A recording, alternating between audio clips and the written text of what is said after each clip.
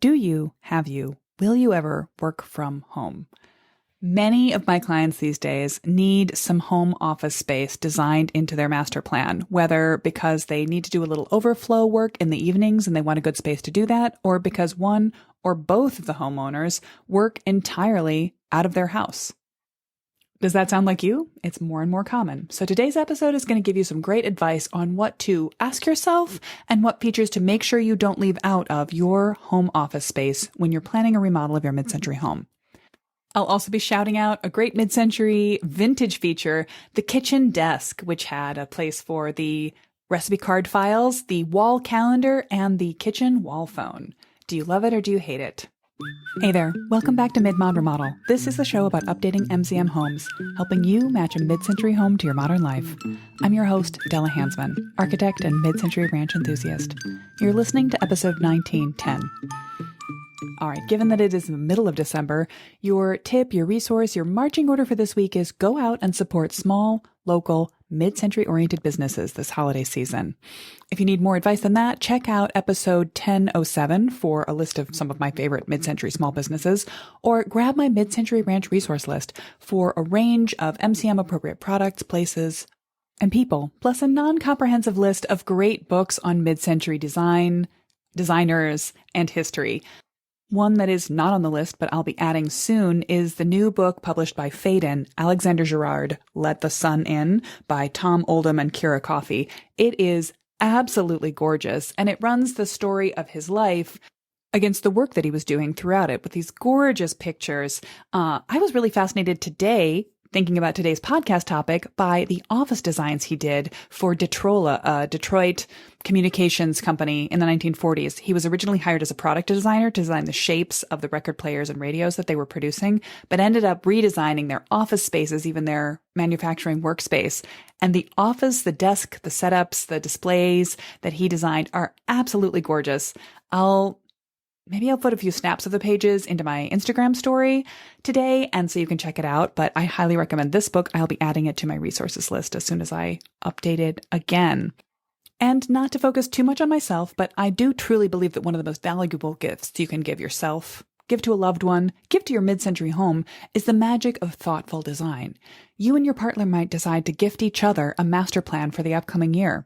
Or you can surprise someone you know and love with an half-hour design consult from me. To make that happen, you just go to midmod-midwest.com/call and fill out the consult form as if it was for yourself with a note that this is a gift. You don't necessarily know the subject of their call question. And it'll ask you to select a time. Just pick a time in January and then send us an email. We'll arrange to reschedule with your giftee at the date of their choosing.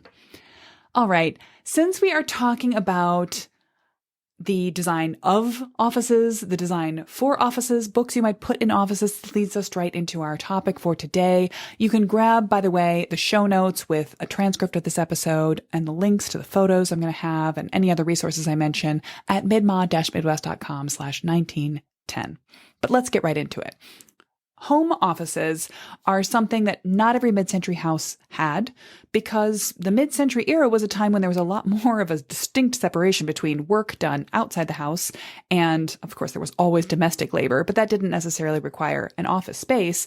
Home was a place for rest, sleep, play, socializing. These days, however, we have blurred the lines, and one of the key areas I am often asked to design in my master plans for clients is a better home office space.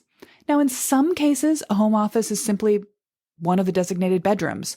But when there are more people in the house than bedrooms, or when there's a particular type of work that needs to be done, or when two adults in the house both need to have home office space as well as private bedroom space, and they need sound separation from each other so they can have personal and professional calls, we start to get into some design issues. So I'll start right here at the top by just outlining what I think of as ground rules for a good home office design. These might be applicable no matter what scale of space you're talking about, no matter whether you're using this as your designated always office, or it's just a place where you come home and do a little bit of extra work at the end of the evening. You're going to need some amount of surface area. A functional home office space has the flat spaces that you can set up and get things done. So that might mean room for a laptop, possibly an external monitor, maybe 2 monitors, perhaps a standing desk, certainly an ergonomic friendly chair that is the appropriate height for your desk and appropriate lighting for you to see by and be seen by in this Zoom-oriented era. So you'll also be needing to sit. A desk chair, ideally, set up to match the height of the desk, but possibly also a reading chair and or space for someone else to come in and sit with you, to visit, to work with you. You might need a place for clients to come by and meet with you. You're going to need to think about your view and the view of you. When you're in the office, what are you looking at? A window, a view, a wall covered in inspiration, perhaps something very blank so it doesn't distract you, many monitors. And then also think about, what do other people see when they approach your office space? This can be important if you need to be able to focus and other people are going to be in the house at the time. Particularly for parents of young kids, it might be important to be visually separate from the house, almost more importantly than sound separated from the house, so that kids aren't going to wander by, see you through an open doorway or window, and then want to come talk to you. This can also be important just for the point of view of other people in the house. For someone who really needs to focus on their work, having a chatty extrovert in the house, having a little bit of visual separation between you and them might be the difference between them popping by with a cup of coffee and a question every 5 minutes or coming in at designated coffee visiting lunch break times. You also want to think about view. What will be the view of you through your computer? For many of us, Zoom meetings are an essential part of work from home. That's maybe the consideration of why you're working not in an office space. You need to be able to have digital communications. So then you're thinking about, what is the view of you in terms of good lighting on your face and also what's happening behind you. Thinking about lighting in general is part of the question of a good office design. You want task lighting that lets you work in any season, in the dark, in the evening, but also access to natural light if possible. I'm a big believer in having natural light in every part of your home, and certainly in an office where you're going to spend most of the daytime. You want to have access to a skylight, a light tube, ideally a view of the sky. This is more than just an aesthetic consideration. Many studies have shown that people have better health outcomes, more focus, and more productivity when they work in an office. Many of these studies were done when we worked in offices, but they still hold for your own home when we work in an office that has plenty of daylight. All right, we already talked about privacy of views. You're definitely going to need to think about privacy for sound.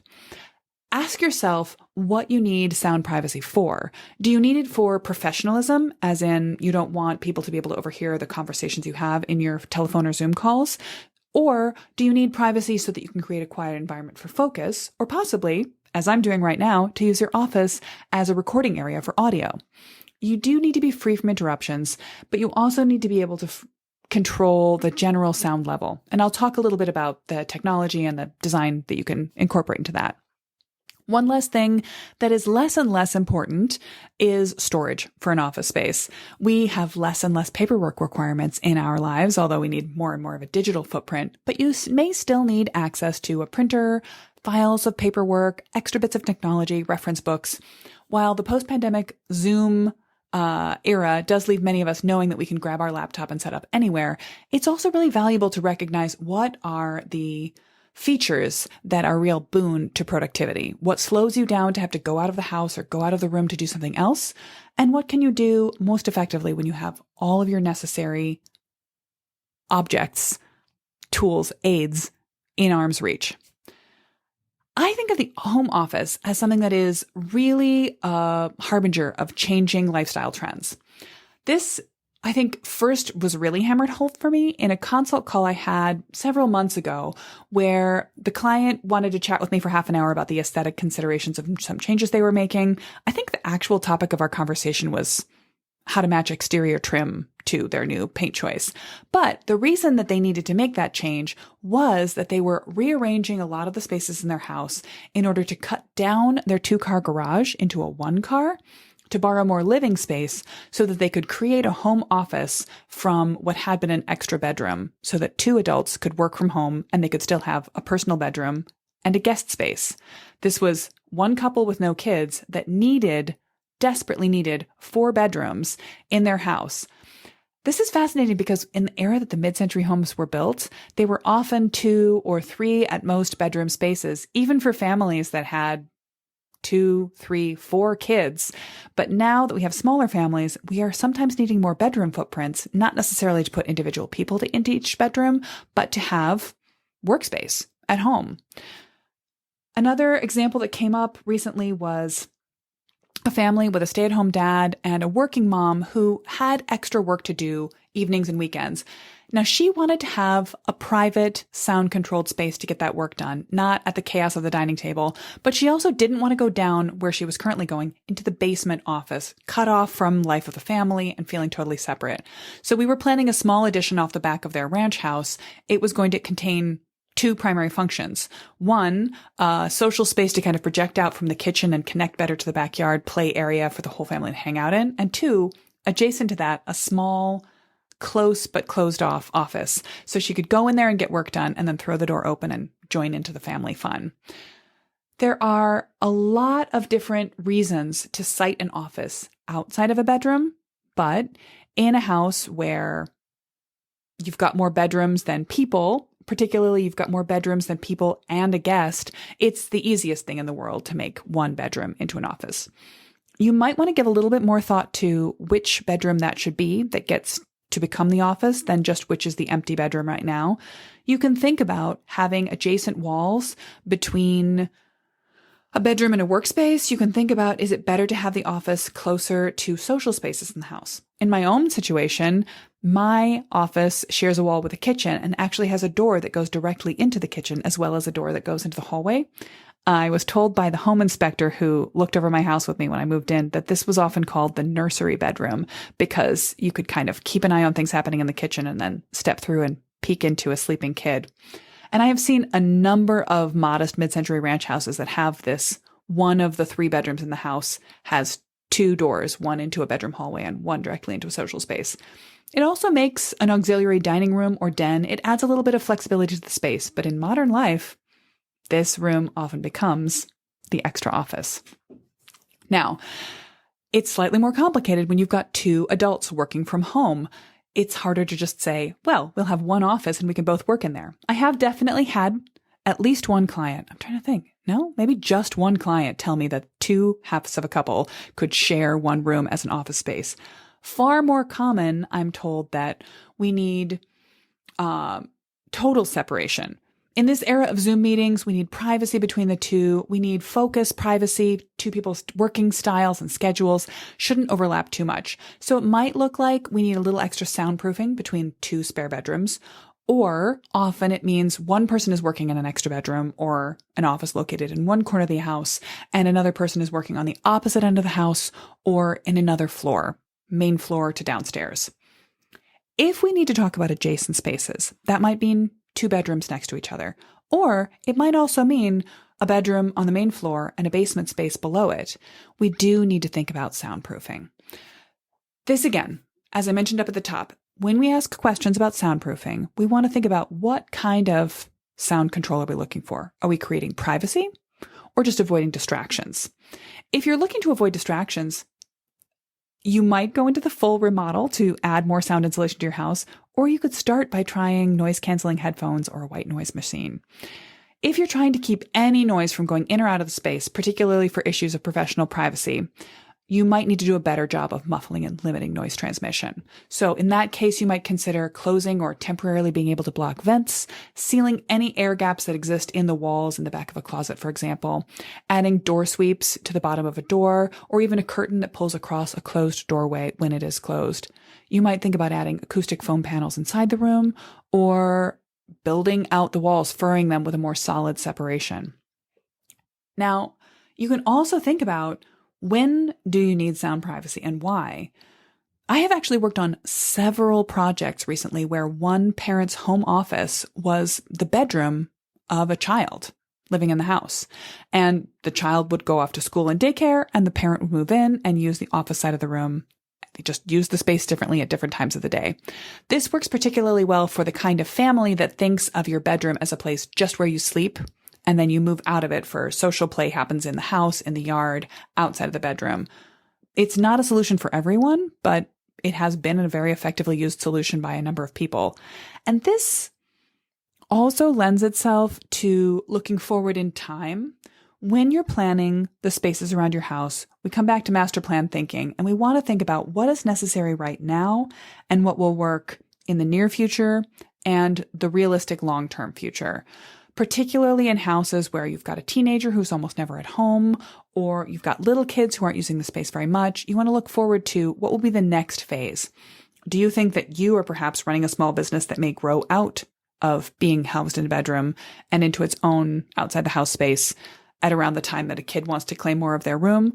Or if you've got a teenager that's about to be moving out of the house into their own life and you're going to be an empty nester, you don't necessarily want to do an addition project to get an office space when you could borrow it from some existing part of the house. Still, there are a lot of different conditions. So when you're again thinking about your lifestyle, thinking about the exact type of work that needs to happen in your at-home workspace, you can also ask yourself, does it all need to happen in one dedicated area? When you're working, you're always in your quote office unquote, or do you actually want to fit the house out with several different types of working zones that might be used for different circumstances through the day? While a Zoom meeting might take place in a private space, a bedroom with a corner or Zoom background that seems professional, daily sort of office paperwork might take place in public at a dining table. You might also want to think about the sort of focus and privacy question. So how much do you need the structure of the space to do the heavy lifting of moderating family behavior? This I already mentioned. Do you need visual privacy so people don't see you and want to interact with you? For many parents of medium-aged children, it is imperative to have a home office with a door that closes, perhaps even that locks. You need someone not to be able to walk by your workspace and peek in and want to start a conversation with you. It's simply too disruptive. I grew up with a mother who balanced a career as a feature writing journalist with being a remarkably present carpool mom to my sister and I. Her office was in our 1970s era Ford split house. It was, as you walked in the door from the garage, there was a little open space with a 3/4 bath and then a view through to a walkout den, sort of a mudroom, rec room space. You could go down the stairs into the actual basement den or up the stairs into the living room, kitchen, entry area, and the bedrooms were above that. So to the right, small bathroom. To the left, open area with sliding doors out to the back patio. It also multitasked as the guest room and my mom's office. So one of my parents' first home improvement projects in that house was to wall off her office so she could close herself in there when she needed to focus. When she wasn't working, we left the door open, so we got the daylight view from the backyard windows into the garage sort of vestibule area. But when she needed to work, she would round up my sister and I, let us know what she was doing, and tell us she did not want to be disturbed unless there was blood or fire, and she would close the door. Today, she still has a basement-level office with a door. It's necessary for her space to be off the beaten track of daily use and to have that closed door as a signal that she does not want to be disturbed. But since there aren't little kids in the house anymore, the door is glass, and it really is more of a signal than true privacy. It doesn't create a whole lot of sound separation. It's just that her desk faces away from the doorway, so she's never distracted by people walking by. For myself, I live alone, and I certainly can't close my dog away from my daily work. She would kick up such a fuss. And although I do have the ability to close her into the mudroom by herself if I want an undistracted Zoom meeting, generally, as I said, my office is the bedroom where I set up my laptop at a table, and I can close or open a door to the hallway. Right now it's open so I can look out and see my Christmas tree in the living room, and the door behind me can open into the kitchen where I can pop in and refresh my glass of tea anytime I want to. I'm almost ashamed to admit how long it took me to set up this room as my office. When I first moved into this house, I set up my laptop at the dining table, as many people did in the pandemic, but this was before then. As I started to grow this business into a full-time operation and then an employee having concern, I needed a space that I could close away from my personal life. So this is another thing to consider: mental separation. It's not about privacy for me. I'm the only adult, the only person in this house most of the time, but I don't want to see my work when I'm getting up in the morning, when I'm going to bed at night. I say that, and actually, I leave the doors to my office open most of the time, and I'm just as likely to cut through from the bedroom wing to the kitchen by cutting through the office as I am through the living room. But I like to have the ability to close the doors and walk away. I don't want to feel closed in myself, but when I'm done for the day, I should, and do not always, close down my computer equipment and all the attached worries so I can turn around and leave them behind. Certainly just having them in their own designated space means I don't have to hold the emotional space of office when I'm not in it. Again, it's important to think about the why of an office space. Who will be using it and when? I definitely know of other people who prefer to have a designated meeting office and then do most of their working at the dining table because they are a more social person and they do want to have those drop-by conversations, the opportunity for someone to just walk by, make eye contact with them and smile, or to keep an eye on things that are happening throughout the house. If you have not a forever home office, but a backup workspace at home, you may need less designated area as an enclosed room of an office. If you have an office where you do certain types of work and then you want to have more of that social experience in other periods of the day, you might want to set up a few other places, a comfortable space in your home where you can work after hours to bang out a few last emails, write a few notes, follow up on replies, the kind of home work that may not require its own dedicated space, but could be set up in a corner of your kitchen, at the dining table. It might need less architecture and more furniture, a proper orientation of outlets, access to a printer, a little bit of storage, a place to slide your laptop away when it's not in use. One classic mid-century solution for that type of problem was to have a little bit of a work from home office for mom. Sorry for the gendered language, but that is how it tended to work. Sometimes it was a home drafting space for another member of the house, tucked into a closet in a guest room, or sometimes a closet right in the main den. The desk could stretch across the footprint of the closet area with room for a chair to be pushed flat against it and bifold doors to be closed in front of it. Another absolutely classic mid-century design workspace was the kitchen home office desk. And this was often a place where the kitchen wall phone was mounted, a little bit of a flat surface that might be recipe card storage there. It might be a place where the family calendar was kept. It might be a place where the budget was done. And we still see these sort of remnant desks built into kitchens. They are often one of the first things people want to let go, but I think they're an interesting design feature. And actually, I'll be doing that as my feature of the week in just a moment. So I don't need to dive too deeply into it right now. I wanted to bring up just one more type of office planning you might consider, is that it might be helpful to have more than one office in your house, even for just one person, or more than one type of workstation. You yourself might enjoy being able to move from one place in the house to another, perhaps based on the time of day or the circumstance. Like I say, you might want a dedicated office where you can close the door and focus, but also a space where you can set up to do a little bit of lighter necessary work while keeping an eye on something on the kitchen, keeping tabs on the kid, or just enjoying a view to change up the pace of your day. Another thing that may happen in this modern world is that someone who visits your house may need a workspace. And if you have an office you don't want to share, either for privacy, sort of personal records reasons, or just because you're using the office too, you might need to design another few workstations, or at least one, into your home. This is top of mind for me because my sister dropped by yesterday afternoon for an evening of making Christmas cookies. She conveniently came over after running a mid-afternoon errand, and we both still needed to do some more work before we could quit. So I stayed in my office and she sat up at the dining table to send those last few crucial emails. Now, if she'd come over 6 months ago, well, one, we wouldn't have been making Christmas cookies, but two, she could have worked in my second office workstation with a desk, power outlets, lighting, Zoom background, and privacy in the basement bedroom room. This has been used by my best friend when she visits from Seattle and stays for a week at a time as a remote office, but I recently decided to sacrifice it as an indoor exercise area. Hello, treadmill. So I need to come up with another solution if I have a longer term guest workspace need in my house. But for the moment, for less than an afternoon of work, the dining table works just fine. So all of this has been a long-winded episode to say you could just keep working at the kitchen table, but you might want to give a little more thought to what are the qualities of a good home office. So let's reiterate one more time some of the key features of a home office. What does a great home office space need? To be functional, you need some sort of flat surface, enough area to set up what you need to do, the right tech, the right paperwork, and get things done. Enough room to mouse, room for a second monitor.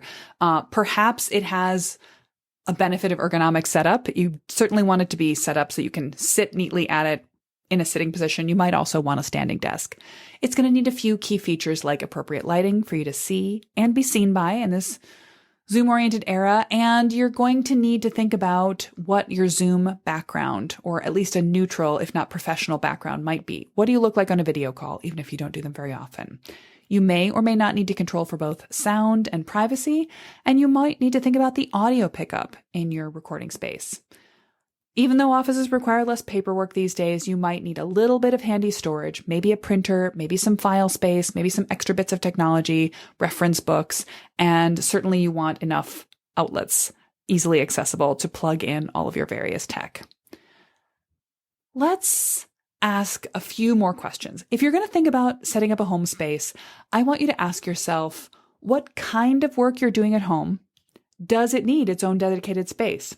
When space is limited, it might be useful to find certain parts of your house to multitask. The most common, perhaps obvious solution is to combine a guest room and a home office. Now, this is obvious and it is common, but it does not work for everyone. So before you make this your plan, think about who comes to stay in your guest area and when they stay, and for how long. When you have extended family in town and you're effectively on vacation for a long weekend, you don't need an office space to get work done. You can absolutely pair your office space with a hosting area, and you can just close away or put away the things in your work area. You can minimize the worky nature of the space so it feels more like a home away from home, your friends and family, but it's not going to be a conflict. But if you're likely to have guests come and stay for a week when someone in the household is still continuing to work, or for longer, some people who have overseas guests or parents come for months at a time for longer than your vacation time periods, it may not work well at all to pair guest space with your home working space. So as counterintuitive as it may seem, it might be more functional to do work in a child's bedroom while they're not at home, or in a social space when people are going to be in another part of the house, or if you can stand to, in your own bedroom because it is the only private space left to you. Although in general, I am not a big believer in working in bedrooms. For those of us who had to do a little bit of that in the pandemic or are familiar with remembering that from our college dorm days, it does not lend itself to the best focus or the best sleep. So when you're thinking about how to fit home office space into your life, get a little bit creative and ask yourself, does it all need to be in one room? Are there different functions that can be distributed throughout the house? What are the needs of good work, focus, productivity for you? And then how can you find the space or spaces in your house that are going to make that happen? Let's wrap up with a great mid-century house feature of this week. And I told myself I was going to let these just pop up randomly and not necessarily be connected to the topic of the podcast. And then I can't help choosing them with some sort of synchronicity with the topic. So for this home office episode, I want to talk about those little kitchen desks that you occasionally see. And I have a love-hate relationship with these. On the one hand, I think they can be really charming, and they often have there's just such micro spaces, which I'm such a sucker for a micro space. I'm looking at an image from the Mid-Mod Madness Roundup that has this great little 2-tiered desk space with some sort of hidden cookbook storage. And there's actually, I think, a heater in the footwell area. So it would be a really cozy place to set up. And then because there's stairs behind it, there's an interesting slashing diagonal in the storage shelf space above it. And then a fun wall clock. The kind of concept behind these are that there used to be more paperwork in household management, paper calendar, paper recipe cards, paper bills, and you needed a spot to contain all of those things. Today, the spot where we need to sort of capture drop zone stuff is often more at the entrance of the house, but it can still be helpful to use if you have a vintage mid-century kitchen. You can use the little kitchen household office as the place that contains the mail as it comes in. Keys can be dropped there. Not outerwear and shoes, but it can be a sort of capture items place. Now, this can also be a place that sort of has two identities. It can be a paperwork spot, and then when you're doing like a big holiday cookie bake, it can be tucked away and become more flat surface. Often the kitchen desk has the same sort of materials as the built-in storage, and the same desk surface will be the same countertop material as you see throughout the kitchen. Stylistically, you might feel like it's just not the best use of space, or you might find that you organically use, if you have a more modern kitchen layout, if you have an island or a peninsula with some bar stools, that you end up making a freestanding kitchen office area anywhere you can set down your laptop, your tablet, some paperwork. But I do like the idea of it being cornered into one spot. Frankly, even if you didn't end up working at the kitchen desk, as it were, you might find that that's the place where you put things away to, and you spread them back out again on a countertop, on a peninsula, on an island work surface. But you don't really want to leave worky things there. You don't really want to leave a tablet or an iPad or it isn't tablet or your computer or a pile of paperwork from work out on the counter. That's going to rapidly become a magnet for junk. So having a place to tuck that stuff out of sight, out of mind, or even just gather it together in a designated area can be really useful.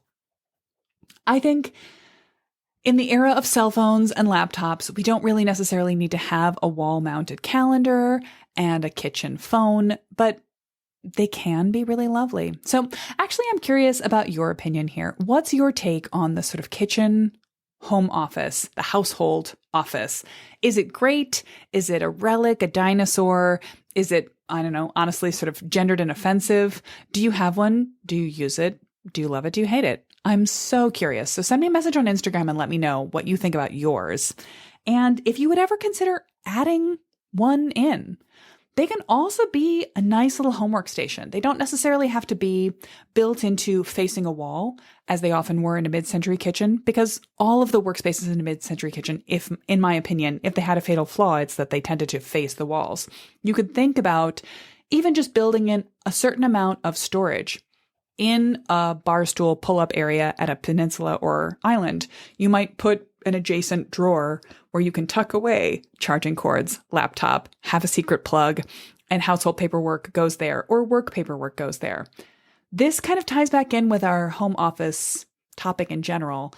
Anywhere can be an office if it's got the right seating, the right lighting, a little bit of flat surface, and handy adjacent plugs. Plus, if you plan for that and you've got a place to put away what you're using when you don't use it, it can be more attractive and less, oh, there's my work thoughts and my work responsibilities any time of the day or night. So that's my little shout out to mid-century kitchen home office stations. And I'll put some pictures of my favorite aesthetically pleasing ones into the show notes and probably throw them onto Instagram today as well. Depending on your school and or work schedule, we might have just one more week before the holidays really kick in. So good luck to us all. You can find everything about this episode, the show notes, the transcript, and the pictures I mentioned at the show notes page, midmod-midwest.com/1910. Next week, I'll be back in your feed with a little roundup of philosophies around remodel budgeting. This may feel like a real pile-on in terms of Christmas spending, but reality is always useful. So I'm going to talk to you about how to think about doing very much for very little, or how to think about stretching out your budget, the most efficient ways to think about remodeling dollars, and the best way to frame the idea of remodeling for next year and years to come. Then I'm going to take a little bit of a break, so I will point you back towards some of my favorite episodes next week that you can go back and check out. There are well over 100 episodes of Mid-Mod Remodel at this point. If you've already listened to them all, bless your heart, and you might want to listen to them again. Or if you have not yet checked out every episode, every season, every theme, I'll point you to some of my favorites to listen to during the 2 weeks that we are off for holiday break. Meanwhile, send me your thoughts on home offices and particularly the little office spaces that you find in mid-century kitchens. Thumbs up or thumbs down. Have a great week.